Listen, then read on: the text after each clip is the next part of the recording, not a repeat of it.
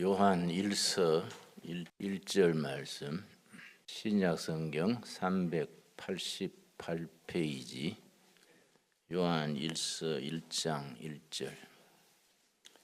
태초부터 있는 생명의 말씀에 관하여는 우리가 들은 바요, 눈으로 본 바요, 자세히 보고 우리의 손으로 만진 바라.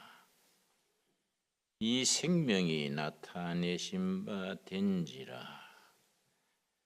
성경 66권 중에서 태초에 이 단어로 시작되는 책은 3권입니다.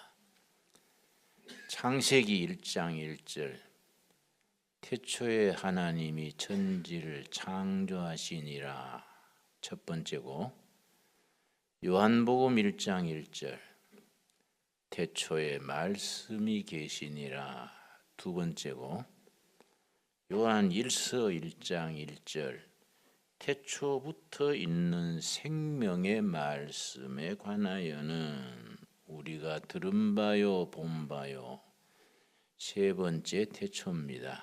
그런데 그 내용에 차이가 있습니다. 요한복음의 태초와 요한 1서의 태초는 하나님이 계시는 태초, 하나님이신 말씀이 계시는 태초니까 사람의 지혜, 사람의 머리로는 예측할 수 없는 태초입니다. 아득한 하나님이 계시는 태초니까 사람의 생각이 미치지 못하는 태초입니다. 동양 음행 오행설에 쓰는 걸 태극 그래, 태극. 그건 언젠가 사람의 예상을 넘어서는 그 우주의 시작. 근데 창세기 1장의 태초는 태초부터 계시는 하나님이 우주 만물을 시작하신 태초니까 그건 시작이 있는 겁니다. 우주 만물이 시작한 태초. 심지어 천문학자, 물리학자들은 창세기 1장 1절의 태초를 계산을 해냈습니다. 참 그분들 대단해요. 그게 뭐 맞느냐 틀리냐를 떠나서 그렇게 계산한다는 것 자체가 대단하지요. 어떻게 계산을 했느냐 하면은 천문학자들이 별을 관측을 합니다. 우주를 살피는 망원경으로 별을 관측을 하는데 우리가 보기는 그냥 하늘에 별이 총총하지만은 이 하늘의 별이 고무풍선처럼 생겼습니다. 고무풍선. 속은 비어 있고 주위에 풍선 주위에 별들이 자리 잡고 있는 겁니다. 그런데 이 고무풍선이 점점 커지는 거예요. 그 말은 별이 점점 중심에서 멀어지는 거지요. 그런데 참 그 어떻게 과학자들이 그런 데까지 하느냐 하면 중심에서 별이 퍼져나가는 속도가 있지요. 고무풍선이 커지는 속도가 있지요. 그 커져가는 속도를 계산을 했어요. 대단하지요. 고무풍선이 중심에서 자꾸 지금도 커지고 있어요. 어디까지 커질는지 그건 우리가 예상을 못하는데 성경상으로 말하면 요한계시록 21장에 보라, 내가 옛 하늘과 옛 땅을 전부 두루마리처럼 말아버리고 새 하늘과 새 땅을 창조하리라. 그때지요. 고무풍선처럼 자꾸 커지는 이 우주를 하나님이 요한계시록 21장 첫 부분에 나오는 그걸 이 멍석 말듯이 줄을 말아버리고 새 하늘과 새 땅을 창조하셔서 소위 하나님의 나라, 천국을 그때 여시는 거지요. 그건 정말 우리가 굉장한 영적 상상력을 가지고 상상할 수 있는 세계지요. 이렇게 뭐 사람들이 이러쿵저러쿵 해봐야 돌팔이가 되는 겁니다. 그런데 고무풍선이 자꾸 커지는 속도를 계산했으니까 이걸 거꾸로 돌리는 겁니다. 그럼 그 속도로 자꾸 중심으로 오그라드는 데는 얼마 걸리느냐? 안 그렇겠습니까? 고무풍선이 처음 시작하던 점이 있지요. 거기서부터 커졌으니까. 그걸 이제 거꾸로 세월을 돌려서 계산을 해보니까 처음 시작하던 점, 그게 137억 년 전이에요. 그래서 신앙을 가진 천문학자들 중에서는 그 시작 137억 년 전 그때 창세기 1장 1절의 태초다. 그 중심의 한 점에서 하나님의 말씀으로 팍 터졌다. 그때부터 일정한 속도로 자꾸 커진다. 그걸 빅뱅 그래요. 빅뱅.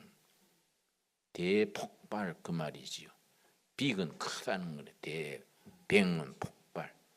빅뱅이라 그럽니다. 그러나 과학이라는 것은 인간의 지혜와 방법으로 찾아내는 거니까 그건 오류가 생기기 쉬운 거지요. 다른 이론이 나오면은 또 뒤집어지고 하니까 그 과학은 과학으로 한계가 있지 그걸 가지고 전적으로 믿을 수는 없는 거지요. 그러나 창세기 1장 1절의 태초는 그게 137억 년 전이든지 뭐 하여튼 하나님이 시작하신 때, 창조의 때가 있는 겁니다. 그러면 질문이 생기는 겁니다. 하나님이 그러면 이 우주 만물 사람을 왜 창조하셨을까? 창조하신 이유가 있을 거다 이거예요. 별별 얘기가 다 있지요. 프랑스의 실존주의 철학이라는 철학자들은 뭐라고 했냐면은 프랑스 2차 대전 이후에 그 시대 정신의 반영으로 생긴 철학이 실존주의 철학입니다. 익지스텐셜리즘 그래서 실존주의 철학에서는 태초에 하나님이 지루하셨다. 지루해서 심심풀이로 우주를 창조하셨다. 심심풀이로 했기 때문에 실수가 많다. 그래서 인간이 처음부터 대먹지 않게 창조된 거다. 그 사람이 뭐 그 말하는 데야 뭐 자유니까요. 근데 프랑스가 캐톨릭 국가인데 그 아주 캐톨릭이 그 신앙의 훈련이 부족하니까요. 그러니까 캐톨릭 국가에서 무신론자들이 참 많이 생겼습니다. 그런데 프랑스 파리에 기독교를 박멸한다는 운동하는 집이 있었어요. 프랑스의 지식인들, 이런 철학자들, 예술가들이 모여서 이 사람을 속이는 기독교 성경을 없애야 인류의 평화가 온다. 그 보기 싫은 신분이 추기경이니 뭐 이 교황이니 이 뭐냐 이런 게 없어져야 사람이 좀 자유롭게 살겠다. 그래서 성경 박멸 협회를 만들었습니다. 성경 박멸 협회. 그래서 거기 회원들이 모여서 어떻게 하면 이 세상에서 성경을 없애느냐. 그 운동을 프랑스 지식인들이 이제 캐톨릭 국가 본산에서 시작을 했는데 참 신기한 게요. 딱 100년 뒤에 그 집이요. 다 망하고 성경 보급협회로 바뀌었어요. 성경 보급협회로. 지금은 또 파리에 가면 성경 보급협회 그 집이 있습니다. 참 인간이라는 것이 참 어리석지요. 그런데 이 성경 말씀이 그냥 책으로 갇혀 있으면 안 된다. 살아있는 말씀으로 살아 역사하는 우리 영혼을 울리고 감동시키고, 감동받은 영혼들이 가정을 세우고, 정말 성경 위에 건강한 사회를 세우고, 그 사회가 건강한 국가를 세우는, 이게 이제 칼빈 선생의 제자들, 칼빈은 장로교의 조상이지요. 칼빈 선생의 제자들이 영국에 가서는 청교도를 세우고 퓨리타니즘 그래요. 또 이제 네덜란드, 또 스코틀랜드 이쪽으로 가서는 장로교로 뻗어갔는데, 청교도 영국을 본산으로 하는 청교도들과 스코틀랜드, 네덜란드 이쪽으로 나간 장로교 신자들이 칼빈이 주장한 신학을 언약 신학 그래요. 언약 신학. 하나님과 교회 사이에 계약이 있다. 하나님과 교인들 한 사람 한 사람 사이에 계약이 있다. 언약 신앙 그래요. 그래서 말씀 위에서 건강한 가정을 이루는 것을 개인 언약 그래요. 개인 언약. 개인이 건강한 가정을 이루어서 가정 중심으로 부부가 화합하고 자녀를 낳아서 말씀으로 기르고 자자손손 대대로 신앙 가정을 이루어가는 그걸 개인 언약 그러고, 말씀 위에 선 건강한 사회를 이루는 것을 사회 언약 그래요. 사회 언약. 그러고 말씀 위에 정의롭고 국민이 행복하고 바른 국가를 세우는 것을 국가 언약 그래요. 이걸 우리 장로교 원조들이 생각했던 3대 언약입니다. 3대 언약. 첫째 번에 개인이 말씀 위에 건강 가정 세우는 것을 무슨 언약이지요? 개인 언약. 말씀 위에 건강한 사회를 세우는 것 무슨 언약이지요? 사회 언약. 또 정의롭고 국민이 행복하고 인류 문명에 기여하는 국가를 세우는 것이 무슨 언약이지요? 국가 언약. 3대 언약이에요. 그래서 언약 신앙의 중심에 교회가 있는 거예요. 교회. 그래서 언약 신앙의 기초 위에서 좋은 교회, 교회의 3대 요소가 있어요. 3대 요소. 교회 3요소. 이 세 가지를 균형 있게 갖춘 교회가 건강한 교회고 하나님이 기뻐하시는 교회입니다. 자, 세 가지 요소. 첫째, 말씀이요. 태초부터 있는 말씀. 이걸 캐리그마 그래요. 말씀, 캐리그마. 신학 용어로는 캐리그마. 첫째는 말씀이에요. 말씀이 살아 있어야 되는 거지요. 말씀이 약한 교회는 죽은 교회지요. 잠자는 교회고. 첫째는 말씀. 둘째는 말씀으로 은혜받고 거듭난 성도들이 모여서 거룩한 공동체가 교회 공동체지요. 이걸 성령 공동체라 그래요. 성령 공동체를 이루는 교인들의 사귐, 성도의 교제예요. 교제. 그걸 코이노니아 그래요. 코이노니아. 첫째는 살아있는 말씀, 캐리그마. 둘째는 말씀으로 거듭난 성도들의 사귐, 교제, 코이노니아. 교제죠. 교제. 그래서 구역 예배, 예전도회, 이런 참 성도들의 모이는 모임이 참 중요한 거예요. 모여서 회식을 하고 성경에 먹는 얘기가 많습니다. 예수께서 꼭 집집마다 가서 먹고 하니까 바리새인들이 흉을 봤지요. 세례 요한은 금식도 많이 하고 그래 살았는데 너가 선생님은 먹기를 좋아하는구만. 하도 집집마다 잔치를 벌리니까. 그러니까 교제의 중심에 먹는 게 있는 겁니다. 먹는 게 그냥 먹는 게 아니에요. 코이노니아의 중심에는 예수님의 이름으로 잔치를 벌리고 떡을 떼고 포도주를 마시고 하는 걸 뭐라 그럽니까?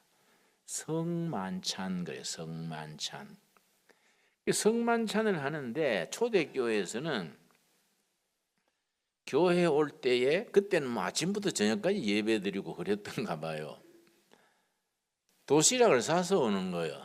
도시락을 사와가지고 예배 1시간 드리고 또 펴놓고 먹고 또 성경 공부하고 교제하고 뭐 그날 하루 막 교회에서 보냈던가 봐요. 그러니까 무슨 문제가 생겼느냐?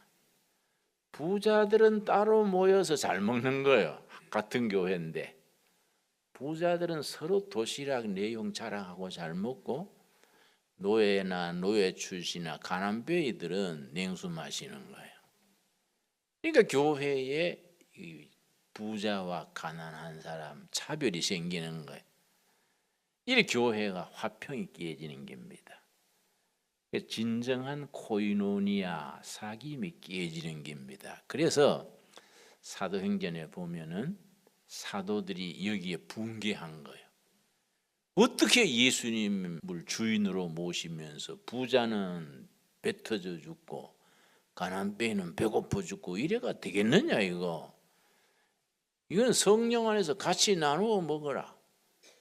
그래서 이걸 합치는 거예요. 그 사도행전 2장과 4장 끝에는 서로 나누고 베풀고 있고 없는 사람의 차별이 없어지는 거예요. 그게 이제 유무상통하는 공동체가 생긴 겁니다. 그 이제 교제의 중심에 평등이 있어요. 평등과 나눔. 사귀는 중심에 서로 나누고 평등하고 이래야 코이노니아가 되지. 같은 교회에서 뭐 부자는 위세하고 가난뱅이는 쫄쫄 굶고 이래 가지고는 사귐이 안 된다 이게요. 안 그렇겠습니까? 그래서 교회가 좋은 것은 교회는요.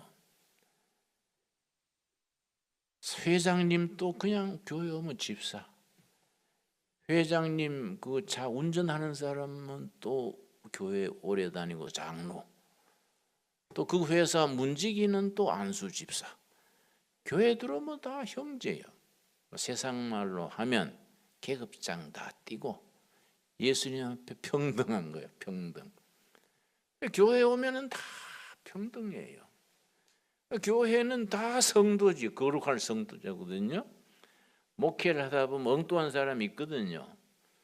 분명히 사기꾼 짓 하는데 사기꾼이라고 교회에서 사기꾼님 어서 오세요 안 그런다 이 말이에요. 사기꾼 줄 알아도 웃음 띄고 성도님 어서 오세요. 그래 억지로 하루 종일 엉터리로 웃고 하면 아주 입가죽이 아파요. 응? 그 교회는 그래 해야 되는 거예요. 그게 코이노니아예요. 교제. 교회에서 사람 차별하면 안 되는 거예요.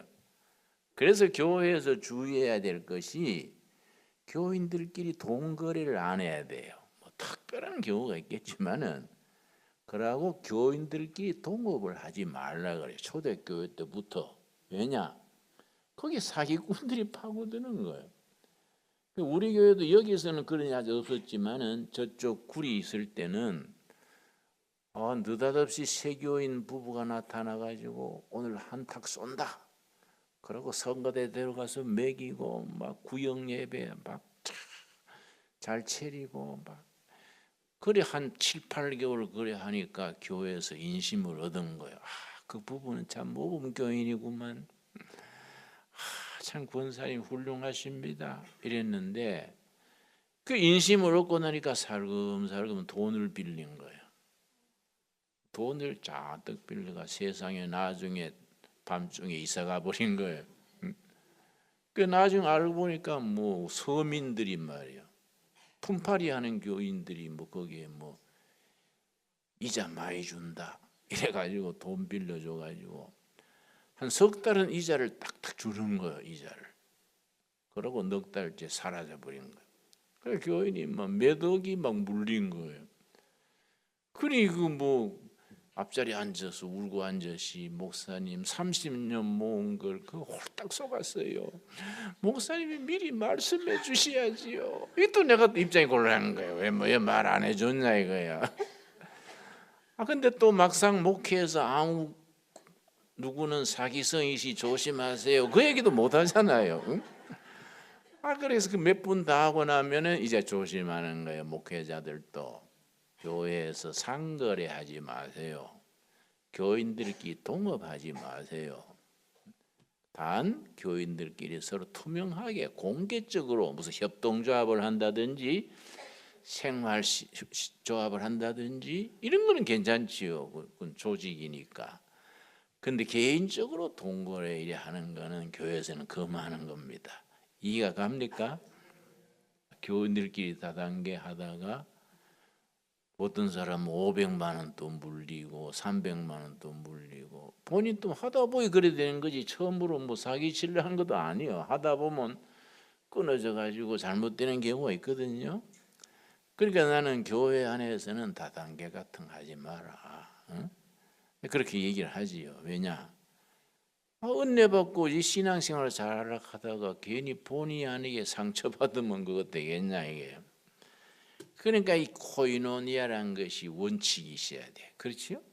성도의 교제가 말씀 안에서 서로 평등 있고 자유로움 있고 서로 북돋아주고 이렇게 해주는 이 코이노니아가 있어야 되지요. 성도의 교제. 그런데 요한 1서는 사도 요한이 쓴 편지인데 이 세 가지가 다 들어있는 거예요. 케리그마 말씀, 코이노니아 사귐 교제. 세 번째가 이제 말씀 안에서 힘을 얻어서 성도들이 사귀고 기쁨 충만해서 세상에 나가서 섬기는 거예요. 섬김이 디아코니아라 그래. 디아코니아. 이 세 가지가 이제 교회 3요소, 3박자지요. 첫째는 말씀 케리그마, 둘째는 말씀 안에서 성도들의 사귐, 코이노니아. 그 사귐을 가지고 은혜를 받고 힘을 얻어서 섬기는 디아코니아인데, 그런데 이 교인들이 오해하는 겁니다. 목회자들이 잘못 이끌면 그래 되지요. 섬기는 것을 자꾸 교회만 섬기게 하는 거예요. 교회만 자꾸 섬기게 하고, 성경에서 말하는 디아코니아 사귐은 말씀으로 은혜 받고 사귐으로 힘을 얻어서 세상에 나가서 봉사하는 거지요. 장로로서, 집사로서, 권사로서 세상의 마을에서, 직장에서, 세상에서 잘 봉사하는 거인데, 자꾸 그런 것이 좀 부족한 교회는 교인들의 관심을 전부 교회로 끌어들여서 교회만 쳐다보게 하는 거예요. 그래서 내가 삼성에 가서 강의를 한번 했는데, 그런 비슷한 얘기를 했더니 그 이제 강의 마친 뒤에 차를 마시는 시간이 있어요. 부장이 한 분 나한테, 삼성의 부장이면 꽤 똑똑한 사람이지요. 목사님 오늘 말씀 참 좋았습니다. 성경 말씀 아니고 그냥 일반 강의지요. 목사님 저도 아는 어떤 교회의 안수 집사입니다. 그런데 목사님들 좀 그 신경 써주세요. 내가 교회에서 안수 집사로서 교회를 잘 섬기기를 원하는데 교회에서 하라는 거 다 하다가는요 실업자 되면 딱 맞겠어요. 응? 주일 하루 종일 섬기고 수요 예배 와라, 금요 구역 예배 구역장 하고 뭐 또 목요일은 또 무슨 무슨 남전도에 모이고 그냥 월요일이나 빤하지 매일 오락한다 이게. 그거 다 하려면 직장 사표 내고 그냥 교회만 섬기면 딱 맞겠어요. 그 이거 좀 시정해 주셔야 됩니다. 그런 얘기 하더라고요. 그 일리 있지 않습니까? 뭐 교회 뭐 다 교회만 쳐다보고 뭐 교회만 있으면 그게 그 진정한 디아코니아 봉사가 아니다. 세상에 나가서 봉사를 하는데 봉사 중에 중요한 봉사가 뭐냐 하면은 여러분 독일의 사회학자 중에 막스 웨버라고 있습니다. 막스 웨버. 그 사람이 쓴 조그마한 책이 있는데요. 섬김으로서의 정치 이런 책이 있어요. 섬김으로서의 정치. 시의원, 도의원, 국회의원, 뭐 도지사, 시장 하는 이 정치가 크리스찬이 말씀대로 세상을 섬기기 위해서 정치를 한다라는 거예요. 막스 웨버의 얘기예요. 그러니까 정치가들이 정말 성경적인 캐리그마 말씀 안에서 예수님이 날 위해 죽기까지 섬겼으니 나도 세상에 나가서 섬기는 자로 살겠다. 나는 뭘로 섬기느냐? 나는 시의원한다. 시장한다. 아니면 뭐 통반장도 좋지. 통반장도. 그 정치로서의 섬김으로서의 정치 아주 유명한 책이 있어요. 막스 웨버의 그 책이 있습니다. 이런 게 봉사, 섬기의 범위가 넓어지는 거지요. 그래서 우리나라에 이러니 저러니 해도 NGO 단체라 그러지요. NGO, 민간 봉사 기관들을 NGO라 그래요. 뭐 저기 경실련이니 또 뭐 여러 단체 있지요. 또 YMCA, YWCA 이런 게 다 이제 NGO 단체들인데 어떤 NGO든지 가보면요 한 60-70%는 개신교 신도들이에요. 제일 봉사하는 사람이 제일 많습니다. 그리고 교인이 뭐 이러니 저러니 하지만은 그런 봉사하는 단체에 가보면요 교인들이 제일 나서요. 말귀 알아듣고 또 봉사하려고 그러고 사심이 적고 이러니 저러니 그래도 교인이 제일 나은 거예요. 교인들이 거기에 대해서 긍지를 가져야 돼요. 긍지를. 그 나는 회사 직장 선교회, 직장 가진 사람들의 선교회 연합회, 전국 직장 연합회가 있는데 거기 집회에 와서 설교해달라 그래서 가서 설교하면서 직장에서 어떻게 섬기느냐. 그런데 이제 우리가 술 담배를 안 하지 않습니까? 우리 교회에서 술 담배를 금하는 거는 좋은 전통이거든요. 그 뭐 술 담배가 그 뭐 피해가 많지 않습니까? 알코올 중독자도 많고 담배도 그렇고 술 담배 안 하는 건 좋은데 술 안 먹는다고 직장 회식에 나는 그런 모임에 안 갑니다 하고 집 일찍 가버리면 회사에서 친교가 안 되는 거예요. 친교가 외톨이가 되는 거예요. 그러니까 난 그렇게 하지 말라는 게 술을 안 먹더라도 술자리에 가가지고 문가에 딱 앉아가지고 소주 몇 병 들었는지 계산 딱딱하고 안주 몇 사라 들어왔는지 여러분 그 술집에서 소주 한 병에 3,000원 받는데 안주는요 3만 원 받아요. 그러니까 이제 술집에 그 덤태이 쓰는 거예요. 한 2시간 먹고 나면 몇 병 들어왔는지 모르거든요. 안주 5판 넣어놓고서 10판 나왔다 이러면 뭐 모두 술 마시는 취해가지고 뭐 그런 줄 알지 모르잖아요. 예수 믿는 사람들은 술을 안 먹으니까 그렇다고 또 뭐 가만히 있어도 가니까 술잔에 냉수 받아가지고 마시는 거야 마시. 응? 그래 술 취하는 척하고 분위기 맞춰주면서 안주 몇 판 들어왔는지 소주는 몇 병 들어왔는지 딱딱 계산해가지고 나중에 계산할 때 주인 아줌마가 엉터리로 내면 아줌마 내가 다 적었시오 보세요. 어? 이러면 인기가 있는 거예요.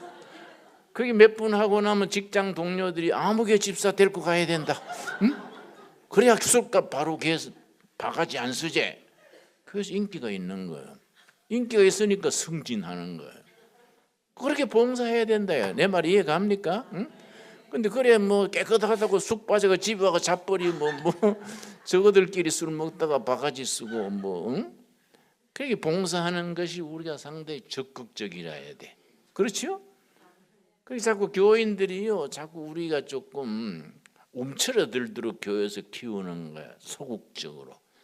그건 자기를 지키는 거이지 세상에 나가서 공격적인, 그걸 영어로 어그레시브 그래요. 예수 믿는 사람이 세상에 어그레시브 해야 돼. 그래서 당당해야 돼요. 그러니까 뭐 우리가 보수다 진보다 떠나서 신앙인들은 자기 자리에서 당당해야 돼. 당당해야 돼. 그게 성경적인 전통이에요. 그래서 요한 1서 1장 1절 태초부터 있는 생명의 뭡니까?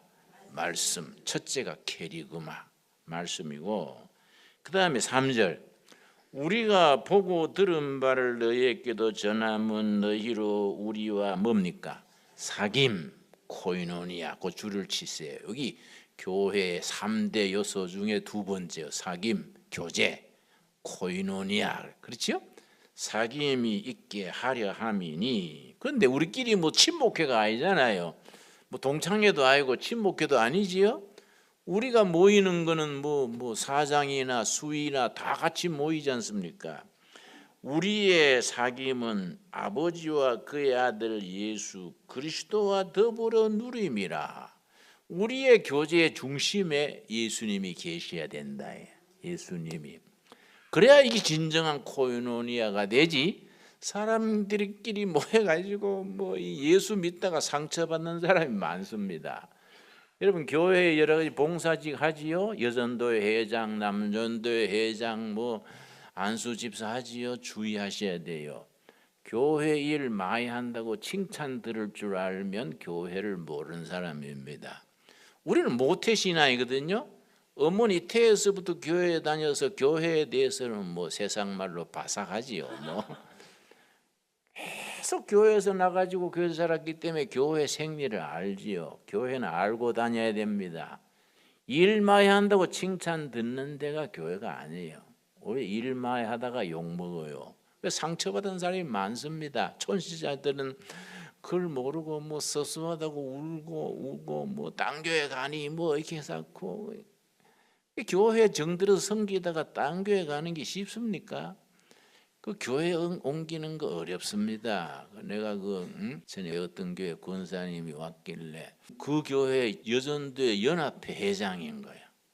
여전도회 전체 연합회 회장이 우리 둘의 교회로 왔길래 웬만하면 본교회에서 중책이신데 그걸 잘 감당하셔야지 이 옮기는 거는 참 안 좋네요. 그랬더니 울어요.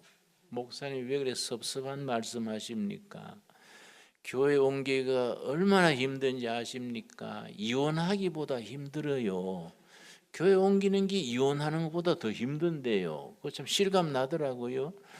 내가 눈물을 머금고 금식하며 옮겼는데 환영은 못 해주고 그래 초를 치나요? 그래서 초 치는 게 아니고 원칙이 그렇다는 거지요. 그러나 뭐 상처받고 그랬으면 다 잊어버리고 이 교회 잘 섬기십시오. 네 그랬는데 이 교회를 섬기다가 꼭 칭찬 듣는 줄만 알면 교회를 모르는 거예요. 그래서 내가 비유로 자주 얘기하는데요. 교회라는 데는 뭐 일 맡겨가지고 지붕에 올려놓고 사다리 치워버리는 거야. 응? 아이고 잘난 척 올라가더니 우째 내려오는가 보자. 그러니까 뭐 높은 지붕에 올고 사다리 치워버리니까 막막하잖아요. 그래가지고 뭐 쩔쩔매면 아이고 꽃이다. 응? 그 말로 않고 속으로 그런 거야. 속으로. 응? 이 교회란 말이에요. 교회. 그러니까 예수님 보고 봉사해야지 뭐 사람 보고 하다가는 상처받는 겁니다. 여러분 내가 남양만에서 농촌의 갯벌에 7교회를 한꺼번에 세웠어요. 7교회를 한꺼번에 개척하려니까 엄청 바쁜 거예요. 그리고 이 간척지가요 17km요. 17km를 아침에 그냥 걸어서 올라갔다가 걸어서 내려오고 중간중간에 세대수는 1200세대고 교회는 7개고 7개 교회 유치원 애들만 600명이에요. 응?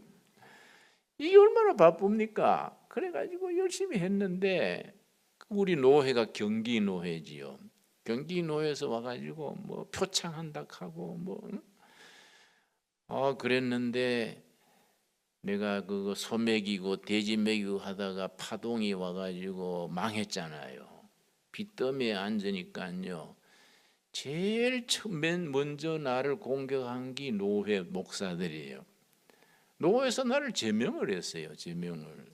교회 영광 가리우 노회 영광 가리운다고. 뭐 참아야지 어떻게 해요. 그래서 또 열심히 울고 불고 금식하고 해서 다 수습해가지고 빚 갚고 이제 살아났더니 또 교회에서 표창하러 온다 그래요.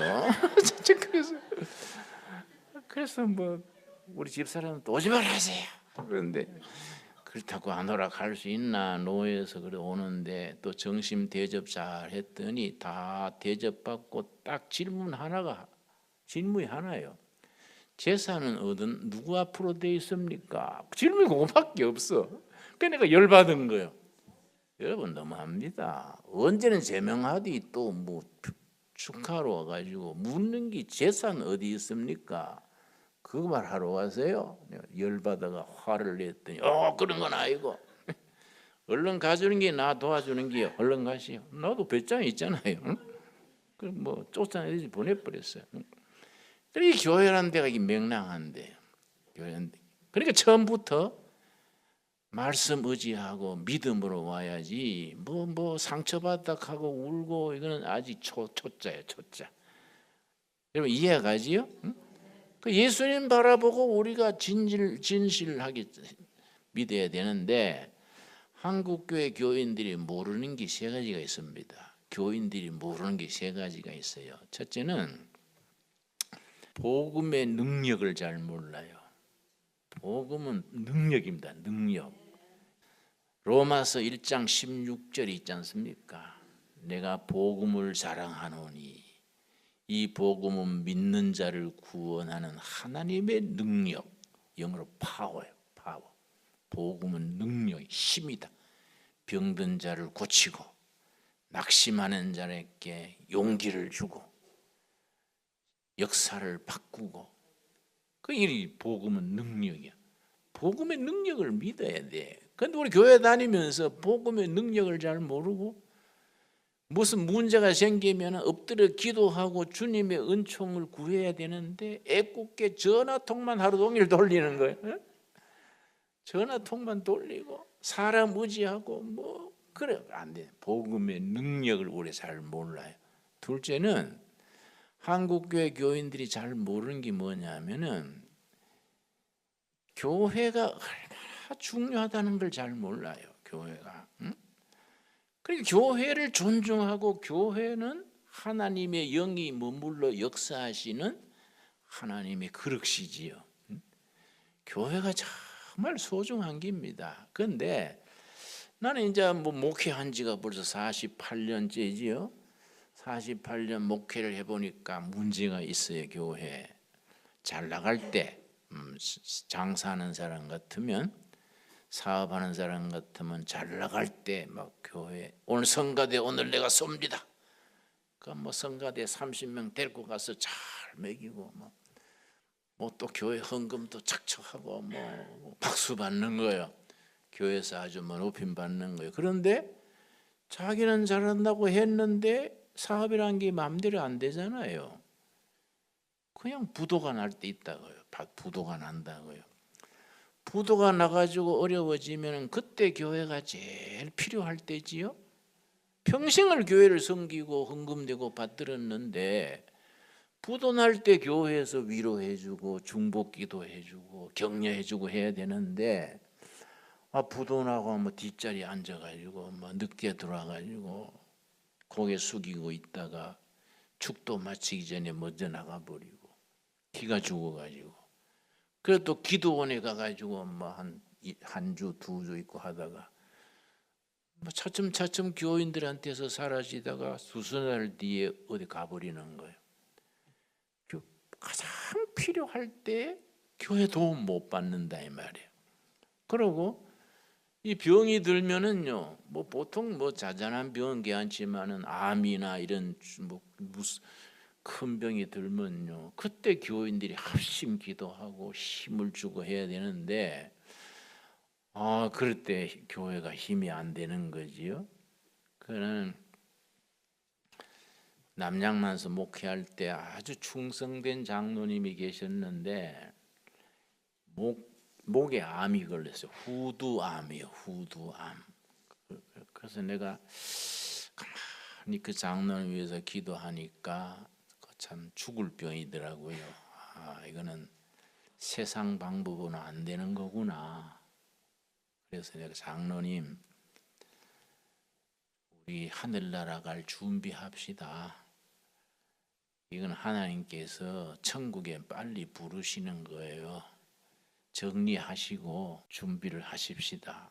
그랬더니 이 장로님이 얼마나 섭섭해하는지, 목사님 실망이네요.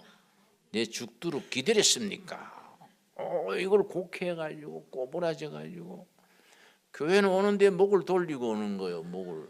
그래서 내가 장로님, 그 목도 너무 한쪽으로 오래 돌리면 그거 디스크 걸려요. 풀고 나는 장로님 천국 가는 그거 위로로 한 거이지 내가 뭐 죽기를 기다렸겠습니까? 손을 딱 뿌리치고 그러더니 이 기도원이에요. 용하다는 기도원, 뭐 용문산 기도원, 무슨 기도원, 또 뭐 기도로 고친다는 데 있었습니다. 왔다 갔다 하더니 안 되니까 전라남도 광주에 암 환자 잘 낫는다는 기도원 얘기를 들은가 봐요. 택시 대절해가지고 그 기도원에 가다가 택시 안에서 죽었어요.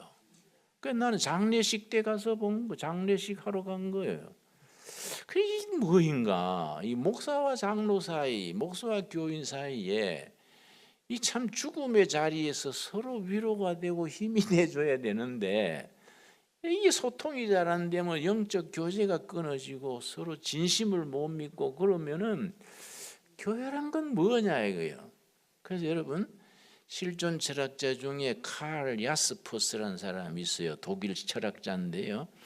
그 사람은 아주 하나님을 믿는 철학자예요. 그 유실론 철학자 그럽니다. 근데 실존 철학의 무실론, 니체, 하이데거 이런 사람 무실론이에요. 그런데 유실론 실존 철학자 중에는 키에르케골, 야스퍼스, 마르셀 이런 사람들인데, 야스퍼스가 아주 중요한 단어를 말했습니다. 실존적 교제라 그래. 실존적 교제.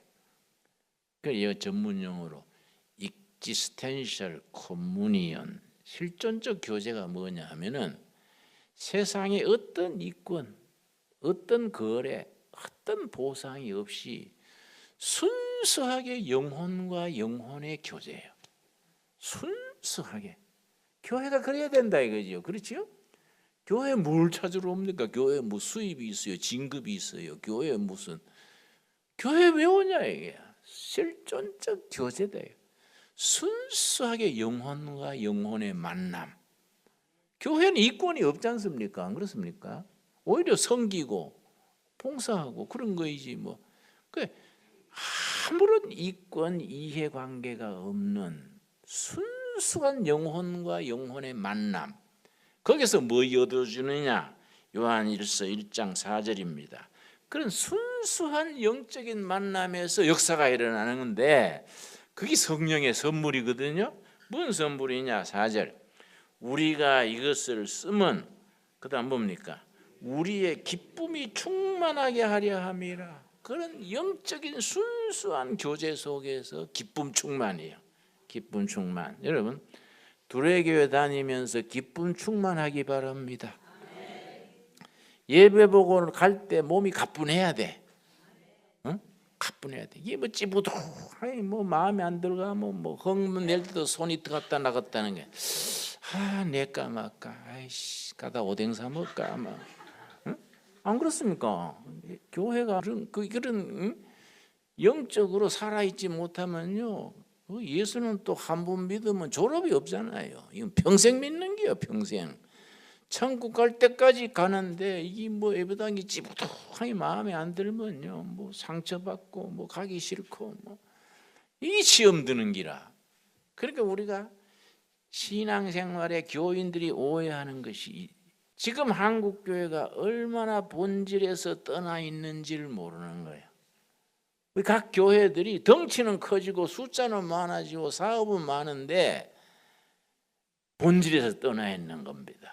조영기 목사님하고 만났을 때 여의도 국민일보 앞에 국민일보 거기에 식당이 있어요. 거기서 만나자 그래서 이제 둘이 만나서 식사를 하는데 조영기 목사님이 나한테 그래요. 김 목사님, 나는 목사님 설교 테이프를 매주 듣습니다. 그래서 그러세요? 그 바쁘신데 그걸 다 듣나요? 그랬더니 내가 목사님 테이프 들으면서 얻는 게 많습니다. 목사님 내 참 부럽습니다. 조영기 목사님이 나를 부러워한다는 거예요. 그걸 내가 웃으면서 그건 좀 이상하네요. 그 백화점 주인이 구멍가게 주인 부럽다는 것처럼 들리네요. 내가 그랬더니 사실 그렇잖아요. 응? 조영기 목사 그래요. 목사님, 백화점도 백화점 나름이고 구멍가게도 구멍가게 나름이지요. 내가 목사님 부럽다는 것은 목사님 어쩜 그렇게 소신껏 말합니까? 어떻게 그렇게 소신껏 말할 수 있나요? 나는 그래 못합니다. 자기는요, 정부에 대해서 조금 비판하면은 이 정부가 말이지요, 자기에게 부자 사업하는 장로 세금 조사 들어간대요. 탈세 조사 들어간대요. 그러니까 그 세사 사장이 와서 사정한대요.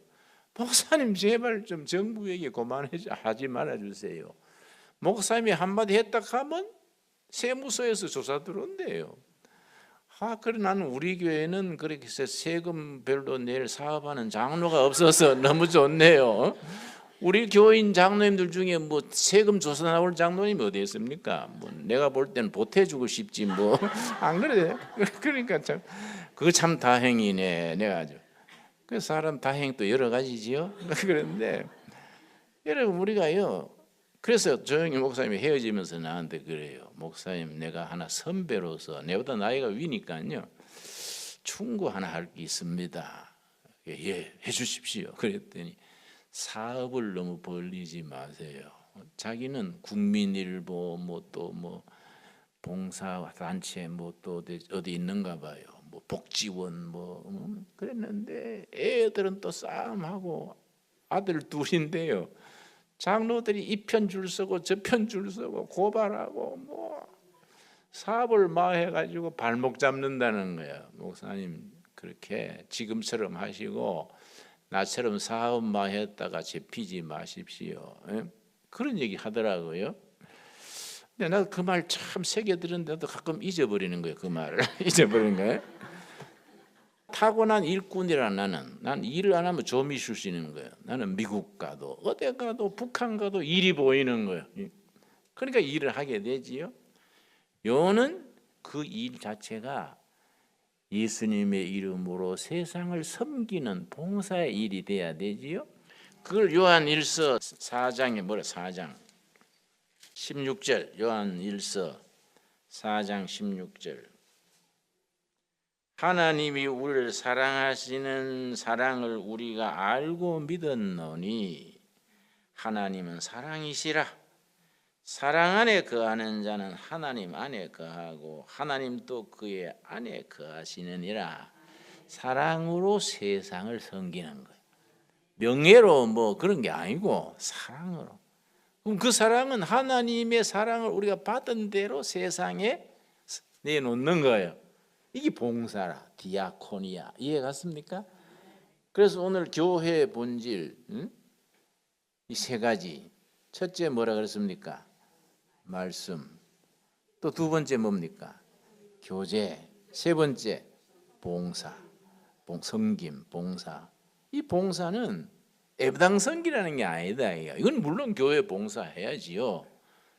교회에서 받은 은혜를 가지고 직장에서, 마을에서, 친척들 속에서 정말 뭐 가게 하나서 손님이 와도 그냥 돈 생각하지 말고 예수님이 보내주신 손님이다 생각하고 친절하게 밝게 격려해주고, 이런 게 얼마나 좋냐 이거, 이런 게. 그래서 참 웃는 미소. 그래서 우리 도산 안창호 선생은요, 일제 시대에 얼마나 살벌할 때입니까? 그때도 도산 안창호 선생이요, 훈훈한 마을에 빙그레 웃는 얼굴. 그래서 도산 안창호 선생이 일본 경찰에 잡혀가지고 고문을 받는데, 아무리 고문을 해도 사람이 표정도 안 바꾸고 요지부동이고, 고문하는 사람들한테 그렇게 공손한 거예요. 고문 시금 받으면서 선생님 수고하십니다 이렇게 미치겠는 거예요. 미치겠는 거예요. 고문하려가도 수고하십니다 하니까 이게 손이 오그라드는 거예요. 그래서 나중에 그 일본 경찰 고문하는 사람이 무릎을 꿇고 사과했어요. 선생님 대인이십니다. 대인이십니다. 참 존경스럽습니다. 내가 일본 제국주의가 선생님 같은 분을 고문해야 된다는 것이 비극입니다. 내가 참 우리 후손들이 이 재앙을 받게 될 것 같습니다. 그럼 솔직한 사람이에요. 그 고문 받다가 후유증으로 나와서 57세에 죽었지요.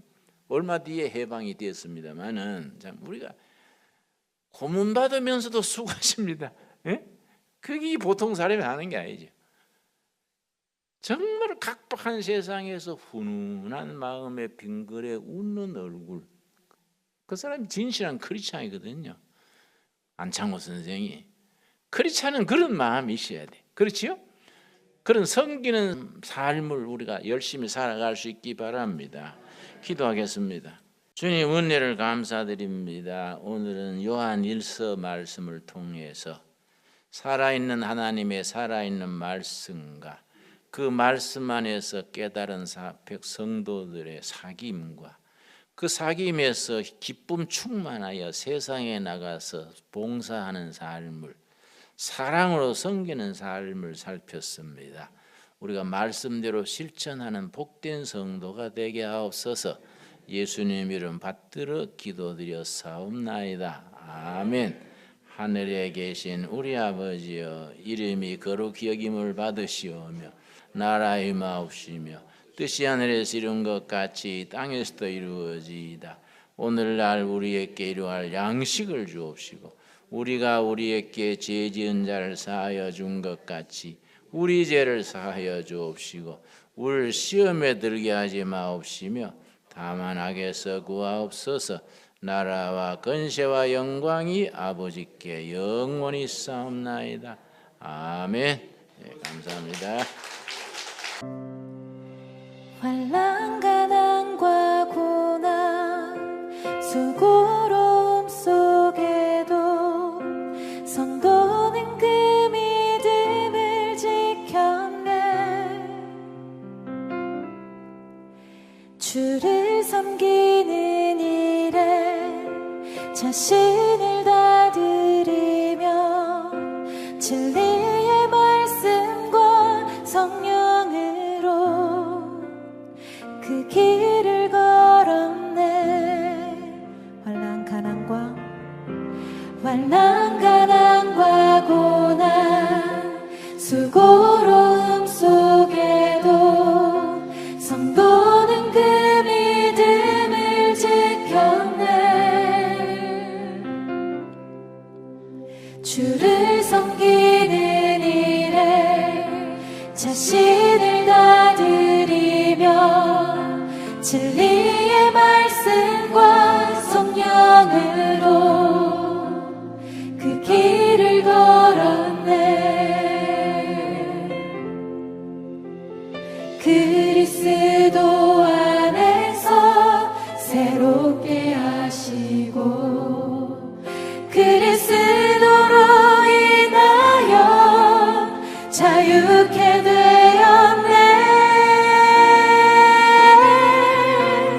우리는 무명하나 유명한 자요. 죽음의 위기 속에도 참 생명 가졌고 근심 하나 길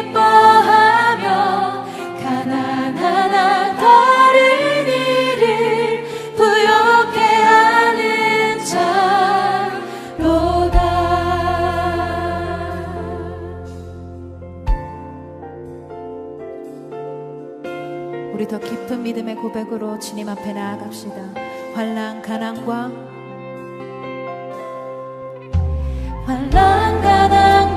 고난 수고로움 속에도 성도는 그 믿음을 지켰네.